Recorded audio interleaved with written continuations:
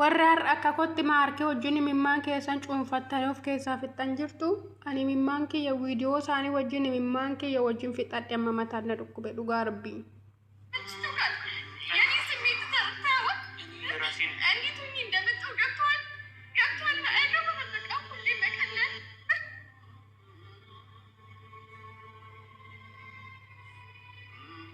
ላንቺ ስሜት አይሰጥሽም? አረ በለየሱስ ሁሉ ማደርገውን ነገር ላንቺ ምንም ባሉ የለው። أنا أمس وجن بوف أنا أمس تقاربي وهني ماركينا رجولا دعوة كده بتشوف جرانا ماشي unda sani bose se jechar markin dubbate chuda duga dubbachu blappe nama cabsani baay'ee nama tulfaata chuda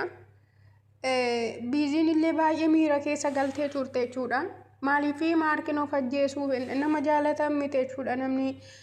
zimbilo kararraa yugaaf of ajjeesuu fedhan amma makka namatti dhagaamu hundi keessanuu beektu waan ta'eefi isheen immoo markin of ajjeesuu fedhan namni keessummaan otoo mana jiruudha kan isheen fiiddee baate isheen laalaga fiiddee dursiteetu baate obboleettii ishii dursite obboleettiin ishii immoo fiiddee isheeyyuu qaqqabuu dadhabdeetu duubatti haftee dhufte baay'ee turte argitanii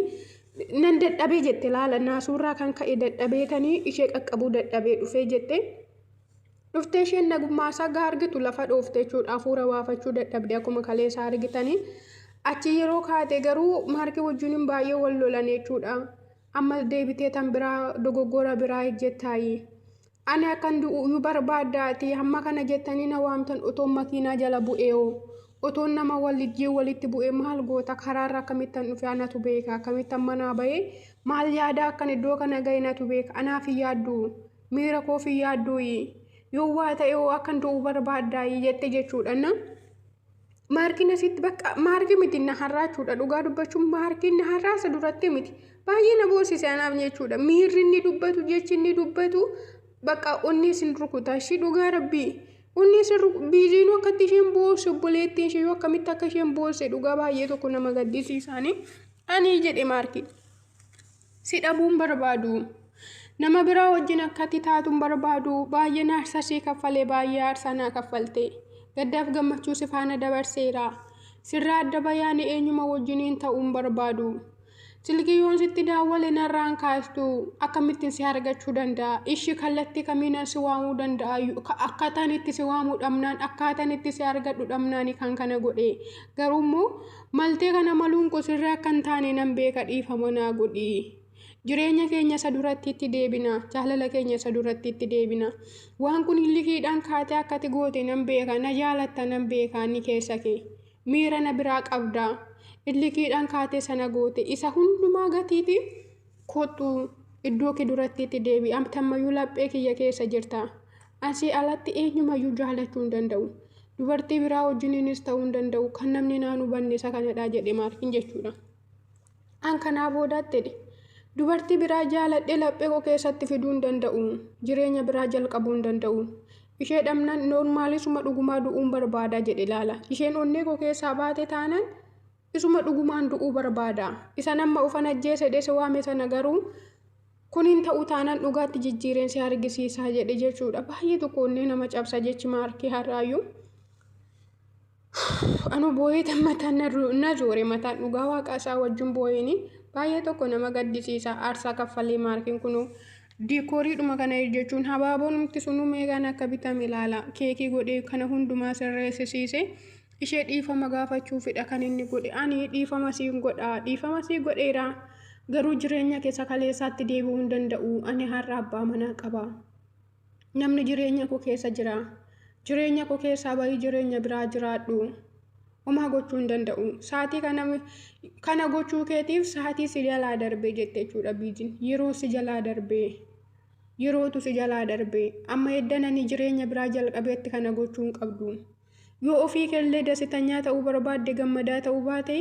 akkanani gammadduu ta'uuf naa eeyyami gammachuudhaan akkan jiraadhu naa eeyyami jette jechuudha bakka ani jireenya kee keessaa ba'a utoon dhiifama sii godhes jireenya keetti deebi'uu hin danda'u nama tarra jireenya koo keessa jira jette jechuudha yoon du'e si gammachiisaa jedhe jechuudha markiin du'e yoon sitti agarsiise yeroo sana deebite yoo gaabbite si gammachiisaa amma yeroo lubbuun jirutti dhiifama yoo naa goote maal ta'a jireenya keenya isa duriitti yoo deebine maal ta'an obboleettiin ishillee maal akkan dubbadhu hin beeku kana gochuu keef yeroo darbee ana kan godhu wallaalee obboleettiin ishee boosotoo waan tokko ittiin dubbatiin deemte jechuudha achi baatee biiziin illee booseetu otoo malsii tokko maan kenniif hin deebitee deemte jechuudha nan beekaa onneen kee akka cabu ni beekaa kana hundumaa goote akka nani gaddaa jiraadhu nan godhiini jechoota hamma kanaa dubbattee akka nani guyyaa hundumaa bo'aa jiraadhu nan godhiini akka nani jechoota kana yaadachaa jiraadhu nan godhiini akka nani gammadduu ta'een jiraanne nan godhiini jechoon nati amma jechaa jirtu anaaf jireenya koo keessatti sammuu koo keessatti kan jedhee taa'aa jira gammachuudhaan akkan jiraadhuuf naa eeyyami homaa gochuu hin danda'u sitti deebi'uu hin danda'u jireenya nama biraa wajjin jalqabeen jira jette jechuudha dhugaa dubbachuu baay'ee kabbaadiidha ayinoo gurbicha wajjin dhuguma jaalala jalqabanii ta'ee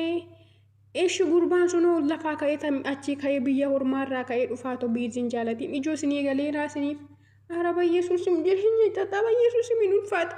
dhuguma amma gurbaan sun biizii jaalachuu fuudhuuf dhufettanii yaaddu sin ana manuun dadhabee jechuudha akkuma maarkii kana manuun dadhabeen biqinaatuun gurbaan biizii caalachuudha dhugumadha ta'ee naan galli waan saayyuu biizii wajjiniin maarkii wajjin otoo walitti deebi'anii isaanii wayya biiziin illee in sobdi malee onnee ishee maarkii bira jira akka isheen jaalattu maarkiidha akka isheen miira qabduun dhagaa in mul'ata isheerraa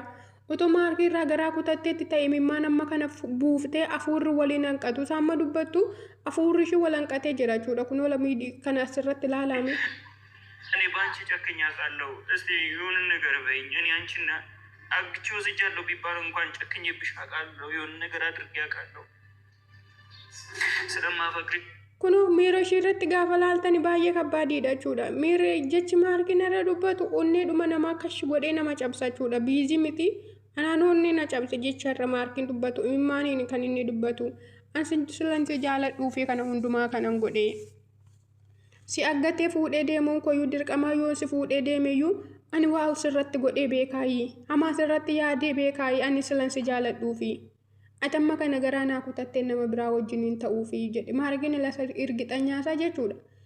isheen jireenya koo keessaa baate taanaan ani nama dubartii biraa darbee jaalachuu hin danda'u isa kana dhanni namni naa wallaalee an jireenya koo eenyuma wajjiniin sochoosuu hin danda'u wadhe maaliif duras onneesaa cabeera argitanii yeroo wanti heena wajjin turesi onneesaa cabee maal akka inni ta'aa ture hamma maraatee laga keessa ciisuu irra ga'e jechuudha ammas immoo dhufee miirri kun eeggaa irratti deebi'u nama kan kooteedhee aarsaa waggaa 2 guutuu wajjin kaffaleef torbee tokko keessatti kaanii wanti kun eeggaa raawwatamu dhuguma siniinuu sin amansiisa bataam itti kabbaadiidha dhugaa rabbii amantii qabdaniin kadhadhaafiyyuu